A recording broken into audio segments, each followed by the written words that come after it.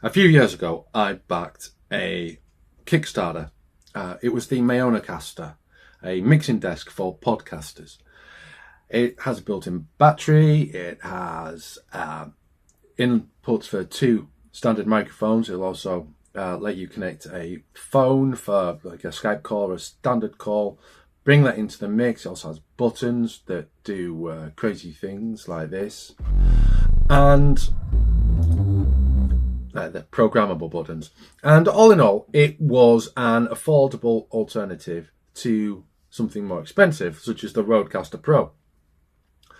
I did a review of the Maonocaster for makeuseof.com. It wasn't a video review, however, so I did a little review just like this. And I was happy with the mixer. And that has continued to be the case. I did say I would do a follow-up video, and it has been a few years. This is the follow-up video, basically. Very recently, I've started using CleanFeed for recording podcasts with people in other parts of the country, other parts of the world, whatever. CleanFeed.net, it's a website that is designed to help you get the best sound quality for your podcasts or your audio projects, whatever you're doing. We're in a collaborative sense with people from other places in a way that Skype simply doesn't. Skype has dreadful compression, it has lag, it's terrible for this sort of thing, basically. The problem with using CleanFeed with the Maonocaster, however, is that it has echo. There is no mix minus with the Maonocaster. One of the later versions of the Maonocaster does have mix minus, but the one I got does not.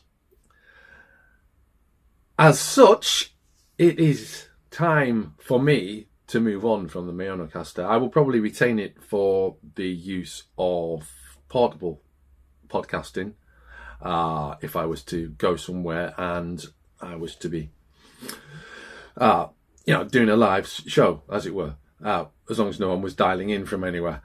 It will remain perfect for that, and it probably has a few other purposes that I can still use it for, but the mix minus thing is a bit of a problem. I'll describe it to you like this. If I use the Maonocaster with CleanFeed, because recording podcasts, we want to get the best quality sound that there is, because that helps people listen for longer, and it just sounds better. A single, so that there's me and then there's the next person, okay? They get a bit of an echo, and I get a very quiet echo. So they can hear themselves bouncing back from the Maonocaster. I can hear a little bit of their echo. Add in a third person, suddenly you've got this big sort of howl around effect where you've got reverberation for everyone.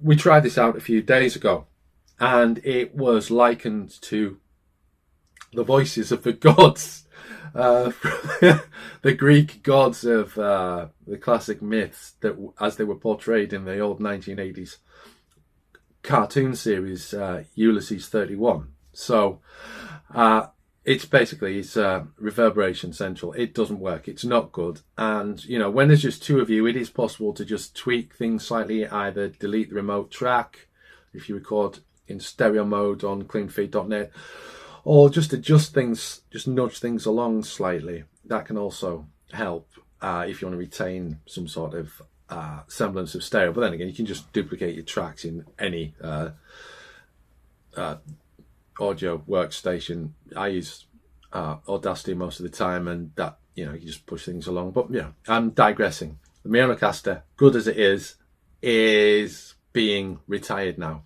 I've had a lot of good service from this device. Very rarely has it failed to do what I wanted it to do. The number of programmable buttons has been a bit of an issue. However, this is something that may interest you. If you are interested in a mixing desk, and for podcasting purposes particularly, or for game streaming or whatever, the Maonocaster will work on Linux. I found this out completely by chance, because I didn't try it. I just hooked it up to my Ubuntu, and it's an old HP Envy 17 from from 2017, I think. And I've got an SSD in there for quick booting. It's running Ubuntu 2104 or 2110. The point is, I connected it up and didn't try it. I basically connected it up, open terminal, ran LS USB, and expected to see it, and I didn't see it. And I thought, well, it's not been detected, it's not going to work. And I looked it up beforehand to check whether it works or not. There was no indication that it would work with Linux. There's a few people saying it wouldn't, or representatives from Maonocaster saying, well, it's designed to work with Windows, but there's another model that's designed to work with Windows and Mac. No mention of Linux. It wasn't until I turned it on, launched Audacity, and then tried it out that I discovered that actually, yes, the Maonocaster does work on Linux. So it's far cheaper than a Rodecaster Pro. It has its benefits and it has its advantages over the more expensive system, but it doesn't have mixed minus. And if you're going to be using software or web software like cleanfeed.net or some other means of recording very good audio and you're experiencing bounce back, then the Maonocaster is not up to it. So this is my follow-up video, several years too late. Apologies for the delay. I know some people have asked me where it is. It's here now. Thanks for watching. Oh, and hopefully it's a case of Rodecaster Pro all the way. See ya.